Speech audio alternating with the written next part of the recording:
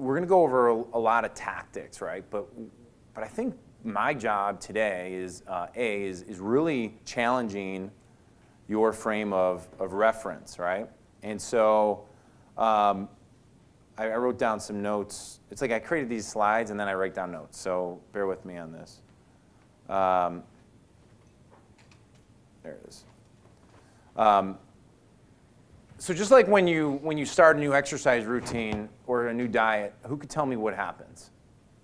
The first initial couple reactions the first few days, or you start a meditation practice, or you start something new, what is the initial response that you're going to have? You're going to want to stop. Your body's going to be like, what are you doing to me? Like, this isn't status quo. This isn't what I'm used to. And all that chatter, which we as like quote unquote successful people think we've mastered, still exists there, right? And when we start sharing examples of like look at how Uber has completely, how about this dude who was sitting in Truckee, where's Truckee at? Is it California? It's right by Lake Tahoe, that's why I got confused. So it's like he's sitting there in a hot tub with his buddy Chris Sacca, and they're just daydreaming about, because he didn't like his cab ride, and he thought, dude, there's got to be a better way.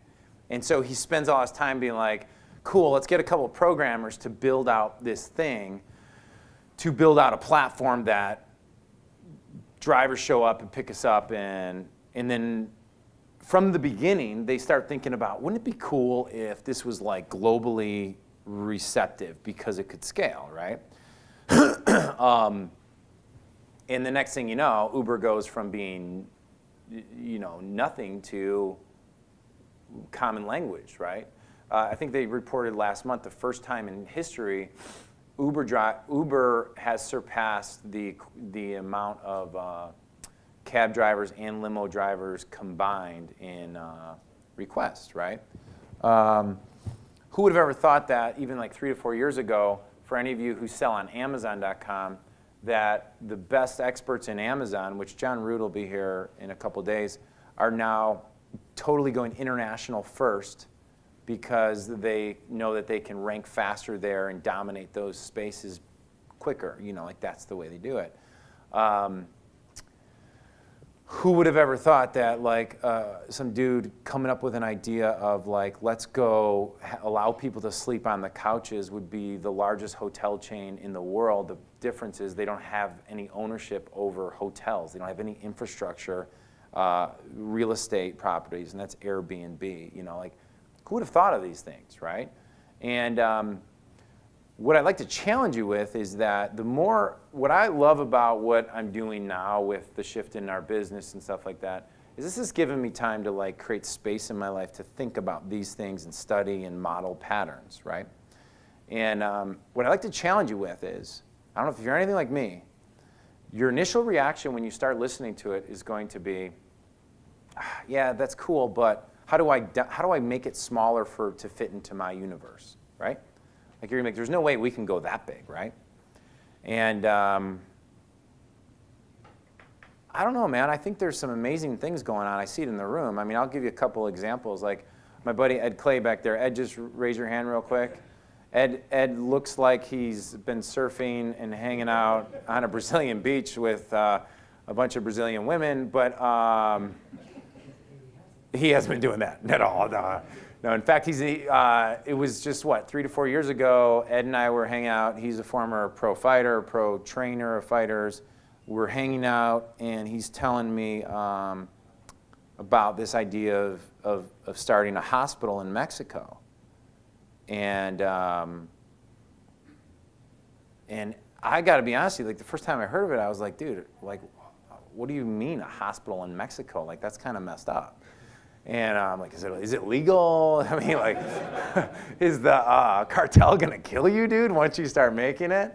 And do we have an extra microphone? Ed, why don't you come up here real quick, just so we get you on camera? No, can you get him on camera from over there? So I'll keep you right in your seat. Just give everybody like the 90-second version of like where you're currently at with the hospital. Like, yeah, so it took me I actually started about 5 years ago, going through the fun bureaucracy. of opening an alternative hospital in Mexico. In August of last year, we finally opened the hospital. It was the original Gerson Hospital, one of the most historic alternative cancer hospitals that there is. And we do alternative cancer treatments for mostly American patients. Most of our stuff is not FDA approved. And we're doing very well now. So, can you give like one or two, like one example of just a success story of like what you've seen down there? yeah. So, ultimately, the FDA is a giant bureaucracy, and a lot of the treatments that are out there get crushed by the bigger pharmaceutical companies. So, we have patients that within 3 weeks, you'll see 75% reductions in their tumors. We have a number of patients that are now cancer-free since we opened in August. So, that's... So it hasn't been too far. It hasn't been too long, right? No, it's been 9 months total. So. Awesome. Cool. So another example, you can hand the mic back to Anna real quick, is another example of this that you're seeing in the room. Like, so I have all these examples laid out, right? But another example is a few years ago, most of the clients and people I hung out with were just bootstrapping everything, right? It's so funny. Have you guys ever read the book Hard Thing About Hard Things with Ben Horowitz? It's known as one of the best like venture capital startup books ever. But what's really interesting about guys in this room, and I think you should like feel an inch taller after hearing this, is that Horowitz talks about like, why would you ever start a business with your own money? Why would you put stress like that on your own on your own family? Go out there and use other people's money, right? And it's so funny, when I read this, I was like, dude, the only thing I've ever done in my entire life is build businesses from zero without money, and had to make money, and then had to build the money. Like I've borrowed money one time to expand my direct mail campaign from 400,000 pieces to 800,000 pieces. But that was really just getting leverage on it. And then we do now use a line of credit for our supplements, an inventory line of credit. But I've never gone out and gotten like $1 million, $2 million, $3 million of funding.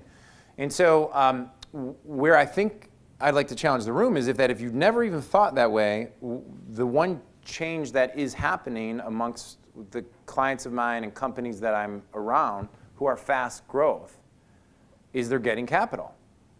And the reason being is because we are now in such a day and age where if you don't, once you have a pulse that something is working, if you don't put the hammer down and go like crazy, it is way too easy to rip you off than ever before. We had a guy in one of our groups, Vinny's mastermind, who's in a certain market, young guy, reminds me of myself 10 years ago, and he starts bragging, or not, he's sharing with me how he's now doing 4,000 leads a day. He's profitable like out of the gate. And I'm like, well, what market are you in? He tells me his market. I put my hand on his shoulder. I go, all right, you're never telling anybody what market you're in until you're totally dominating. And that's not totally true, but he didn't get like what I meant. I wanted him like, you got to grow this, man. Don't start going to every mastermind telling everybody that you're in this small market. It's too easy to just knock you off like that.